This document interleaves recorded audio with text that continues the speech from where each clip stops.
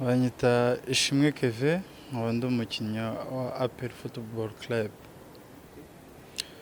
Muri iki gihe cya COVID-19 ni ukuvuga ngo nuko icya mbere cyihutirwa no kubahiriza amabwiriza, kuguma mu rugo ugakora ibyo amategeko adusaba. Ikindi cya kabiri ni ukubyuka nyine ugakora imyitozo nyine nk'ibisanzwe, byarangira ukaba wakwicara ukaba waganira n'umuryango kuri telefone cyangwa ukabahamagara cyangwa kuri WhatsApp, kubera ko gusurana ntabwo byemewe. Njyewe natangiye gukina umupira, natangiye muri Dream Team Football Academy, ndahava nerekeza mu Isonga, mva mu Isonga njya muri Rayon Sport, mva muri Rayon Sport njya muri Sunrise, mva muri Sunrise njya muri Pepinieri, mva muri Pepinieri njya muri AS Kigali, mva muri AS Kigali nza muri APR. So kumva urwo rugendo nk'uko bivuze byaramfashije cyane, kubera ko nagiye mpura n'amakipe atandukanye, nagiye mpura n'abayobozi batandukanye, nagiye mpura n'abafana batandukanye. Ni ukuvuga ngo rero hari icyo nakuyemo. Nk'uko nabikubwiye ko naciye mu makipe menshi, ariko ayo makipe yose ntabwo navuga ngo bitandukanye na APR, ariko APR harimo umwihariko kubera ko ukwigisha kuba professional, sibyo? Kubera ko ibintu byabo byose biri mu murongo. So rero iyo ukora mu ikipe ibintu byose biri ku murongo, ndakeka nk'iyo wenda ugize amahirwe ukajya hanze ntabwo byakugora. Nicyo kintu navuga APR yamfashije. Urebye nk'uko nakubwiye, amakipe yose naciyemo, sibyo? Ntabwo naba nyikigira pressure y'ikipe, ahubwo uvuga ngo nagombaga kumenya ko kuva muri AS Kigali nkaza muri APR nagombaga kumenya ko inshingano zanjye ziyongereye, ahubwo nje mu inshingano zikubye nka kabiri bisanzwe naho narindi. Urabona iyo uje muri APR ni itegeko nyine, ntabwo ari ukuvuga ngo urabona ngo ugomba gutwara igikombe, ni itegeko gutwara igikombe. So rero ni ukuvuga ngo narinje mu nshingano zirenze izo narindimo. Ku mutoza we mbere na mbere ndanamushimira, kubera ko hari ibintu byinshi amaje kunyigisha cyane, bitewe n'uko wenda amuha umwanya, ashobora kuza kumbonera uwo mwanya, tukaza tukaganira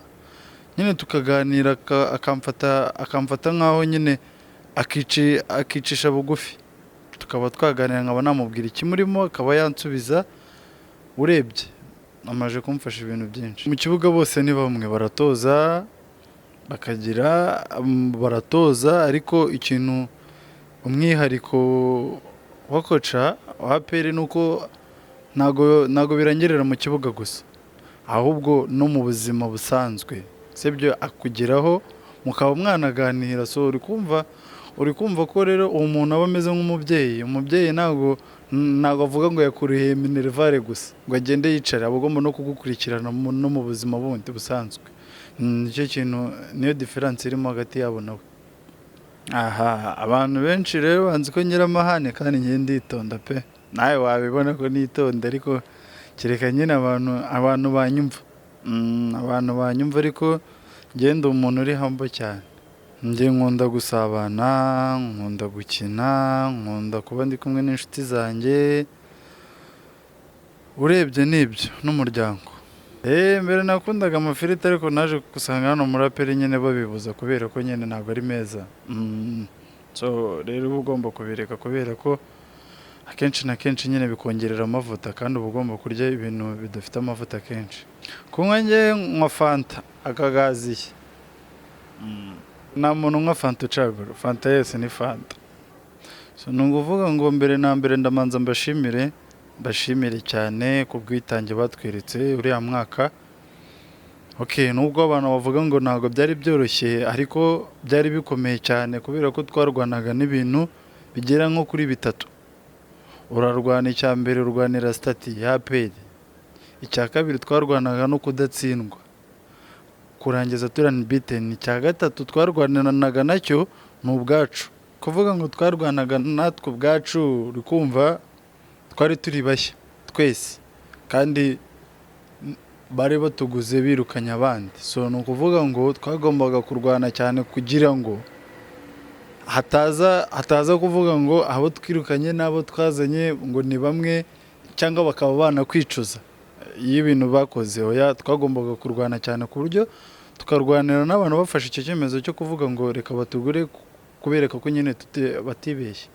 So ni ukuvuga ngo rero ntabwo byari byoroshye, ahubwo byari bidukomereye, ariko bitewe n'uko ubuyobozi bwatubaye hafi n'abafana bakatuba hafi, nibwo byagiye byoroha umunsi ku munsi. So ni ukuvuga ngo rero uriya mwaka turabakeneye bwikubwe uko batubaye uriya mwaka ushize, kubera ko uyu mwaka tugiye gutangira ni umwaka twihaye intego zikomeye cyane. So rero iyo wihaye intego zikomeye cyane uba ukeneye abantu bakuba hafi.